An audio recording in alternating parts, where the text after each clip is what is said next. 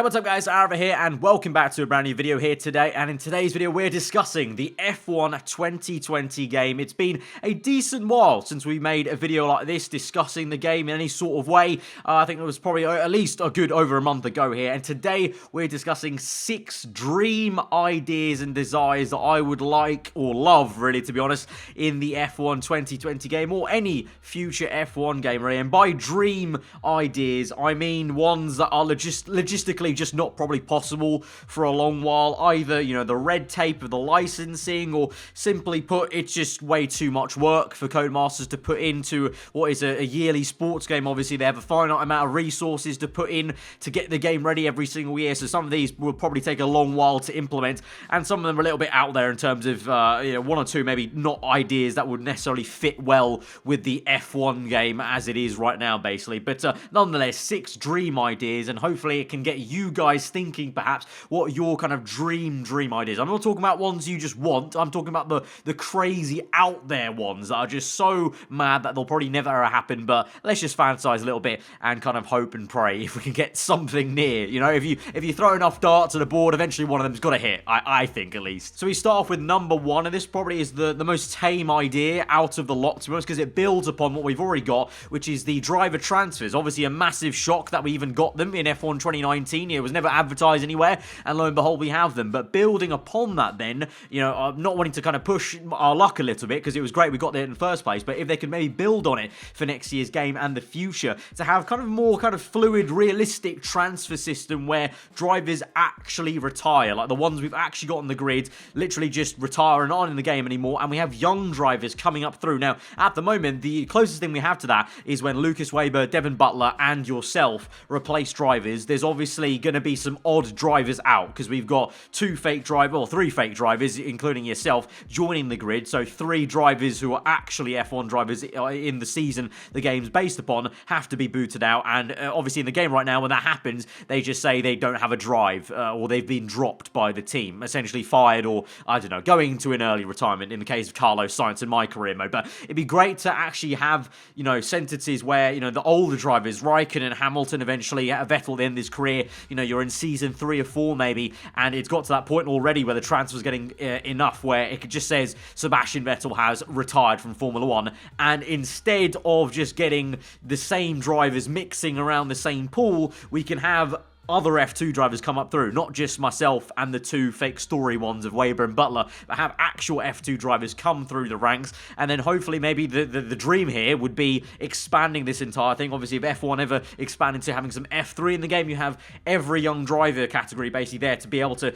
dip into. So F3 drivers moving up to F2, F2 up to F1, and so you have this actual fluid, like a very real life scenario where the transfers are happening and the game just kind of decides, okay, so this F2 driver's driven quite well in the last, you know, few races or the last season, and this driver Vettel or Hamilton just retired. It's a massive seat. Okay, maybe another top driver like Verstappen gets that seat instead, but instead of Verstappen now, the Red Bull, who are going to get promoted from F2 or something like that, and just have it a bit more realistic and actually having literal retirements instead of just sort of mysteriously drop from the grid, or in the case of some people's career modes, having the top drivers just kind of milling about in bottom car teams, because the game naturally tries to push the young drivers up to the top teams. Number 2 is going to be getting rid of all the licensing red tape and having full customization of the cars, the liveries, the sponsors you can maybe potentially sign. I'm thinking like the old days of FIFA when you could sign sponsors to your team. You know, obviously drivers have personal sponsors in real life. How cool would it be to sign your own personal sponsors out, a pick of 3, maybe not real sponsors, fake sponsors even. You pick out 3 or 4, you sign them, that gets you a better deal, potentially more R&D, I think, because that's the only way you can really link it into an actual game mechanic, because obviously in FIFA the money worked for transfers, whereas you as a driver, the money could be R&D currency basically to spend on the car, basically a bonus per race of R&D, just like they have Motorsport Manager. Basically per race you get a bonus if you have a certain, you know, I've come above P5 and so my sponsor's happy, it gives me an extra boost there basically. And then to actually have those sponsors then show up on your helmet, and have a helmet editor that has those fake sponsors, have a car that you can allow the fake sponsors on. And the same thing in terms of the actual car models themselves. I think this is a dream idea I had last last year as well, I'm still banging on about it because it'd be still great to have, is actually physically having the car change. You know, if Cody's were able to make, let's say, 5, 6 generic different looking kind of front wings and upgrades to them, and having that literally visually shown. Obviously, we have upgrades to the cars, but that's only kind of underneath the skin. The car is very much the exact same car the game's modeled from the very get-go that the F1 teams in real life have signed off on. It'd be cool to have those actually change like they do in real life. You know, it's not always so drastic in real life, but sometimes you do get a very different looking car. You know, in the past, Racing Point B-spec car, Mercedes in preseason testing last year, having a B-spec car and an A-spec car in testing, having that kind of difference is just a big shock to the system. It keeps things fresh. You know, if you turned up from season 3 to 4 in career mode and one of the cars looked absolutely crazily different color scheme, even different livery or something like that, it'd be epic. Obviously, that one is just bonkers because obviously I don't know how teams would ever sign off on those different liveries and whatnot unless they want to design 10 sets of different liveries for the 10 seasons of career mode. That could definitely maybe work potentially in the future, but that's definitely a dream of mine to have just, a completely, revamped. So by the time you get to season 10, you're looking at it, you're not even sure if it's the same game that you're playing because everything looks so different. Number 3 is going to be an all seasons mode, and this was actually from a comment, I believe, from a few videos back about potentially, we've got 2010 to 2020 now. Codemasters have been making the F1 games on the kind of, bigger generation of consoles. I don't really, obviously count F1 2009 on the Wii. So from 2010 to 2020 now, I can't believe it. It's been 10 years now that they've been making the F1 game.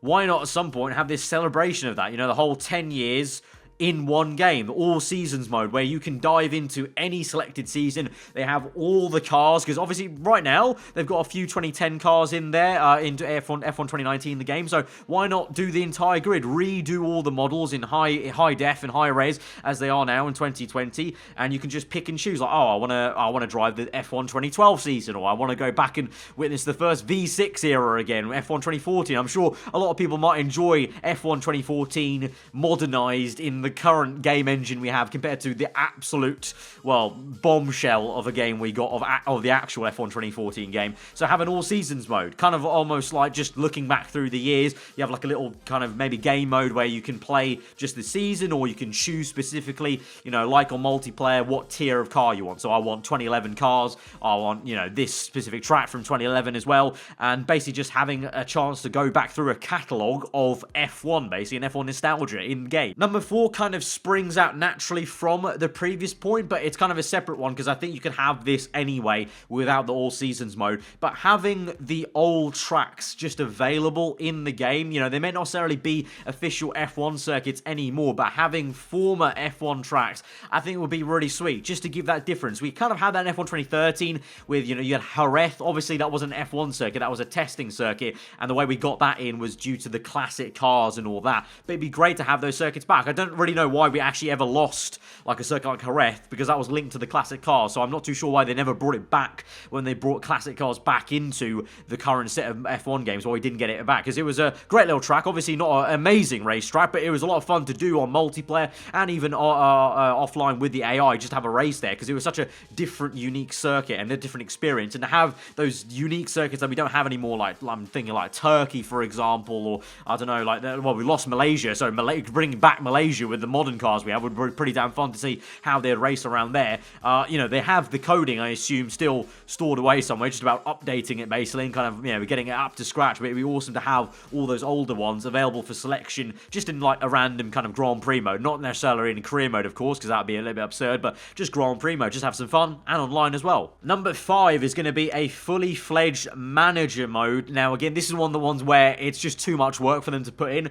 but I'm picturing, I think I've mentioned this point before maybe in a kind of dream ideas last year, but I've kind of gone a little bit deeper into my thought process of how it could work. If like you could use the game engine itself, like how cool would it be? Like picture Motorsport Manager, what we have right now. Obviously I'm making a series on it as I speak, but look at that, and obviously the graphics aren't insane. The visual fidelity, is obviously a manager game, so it's a little bit less focus on that. But what if you had a manager mode that had the same game engine though from the F1 Cody's game? So you watch the Grand Prix happening, you're managing it from the sideline, but the entire time you're watching it with the Ego game engine running. So it's as if, like, imagine you watch back a race online or career mode in spectator cam and you just zoomed out a little bit, just a tad more, so you could see a little bit more of the entire circuit and what was going on, and that's the game engine that runs the manager mode. Like, that would be absolutely insane. You've basically just got the F1 game in your pocket, you're watching a simulation of a career mode race you would otherwise maybe race yourself, and then you just manage the drivers yourself like that and do the whole spiel of, you know, being a manager rather than a driver.